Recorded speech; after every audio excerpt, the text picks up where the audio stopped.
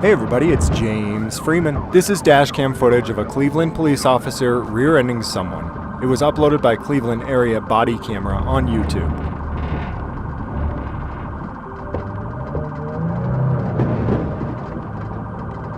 Before the crash, you can see him smashing into snowbanks like he just did, fishtailing and revving his engine wildly. Notice that the cops in front of him have not been losing control of their cars.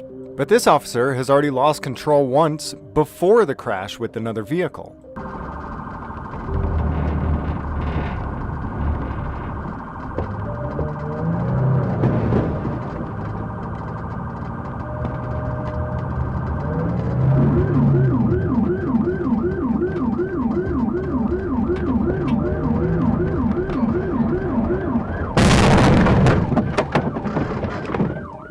If you listen to when and where the engine actually revs, it appears that the officer is intentionally creating oversteer or intentionally trying to drift his patrol cruiser. Had he just done it once, I would have just assumed that he's ignorant and doesn't know how to operate a rear-wheel drive car. But because of the fact that he does it twice, in less than 30 seconds, I have to assume that he's trying to drift his car. First try, giving the car too much throttle in a turn, creates oversteer, sliding out the back end, resulting in a crash.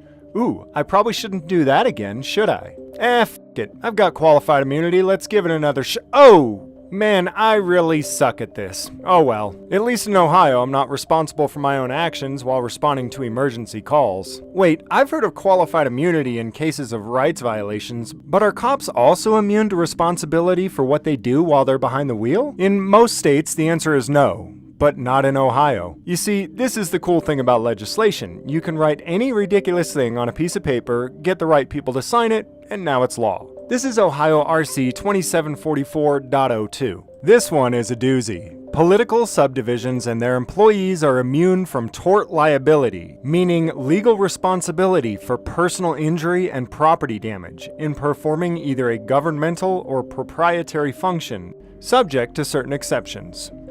Political subdivisions include municipal corporations, townships, counties, school districts, and other similar entities. This has got to be a joke, right? They're really saying that government entities are not responsible for their own actions when they cause damage and harm to people? Gosh, it's a good thing we have government, otherwise people might run around robbing, looting, and destroying people's property with zero consequences. The law claims that government personnel are only responsible for their actions damaging people if the damage was caused by willful or wanton misconduct. Wanton misconduct is described as the failure to exercise any care towards those to whom a duty of care is owed.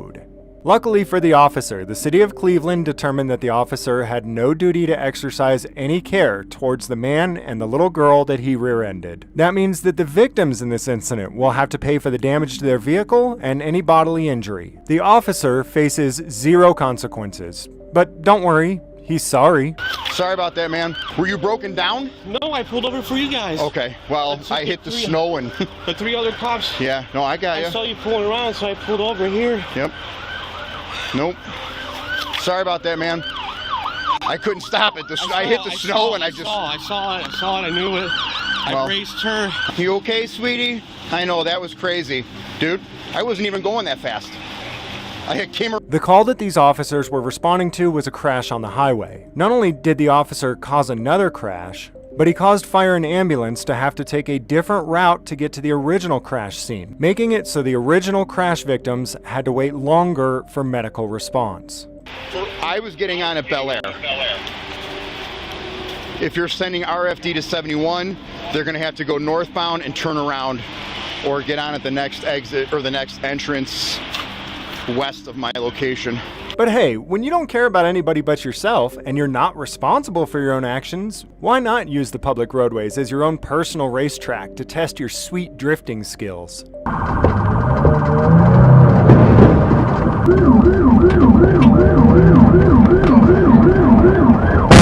In the last 5 years, roughly 12,000 police cars have been involved in crashes in the state of Ohio. In over 60% of those cases where police are at fault, the government claims that they have no financial responsibility due to this law and refuse to pay out on their victims' claims. I understand the reasons for creating government and law enforcement, but it seems to be doing the exact opposite thing that we created it for. Back the blue until it happens to you.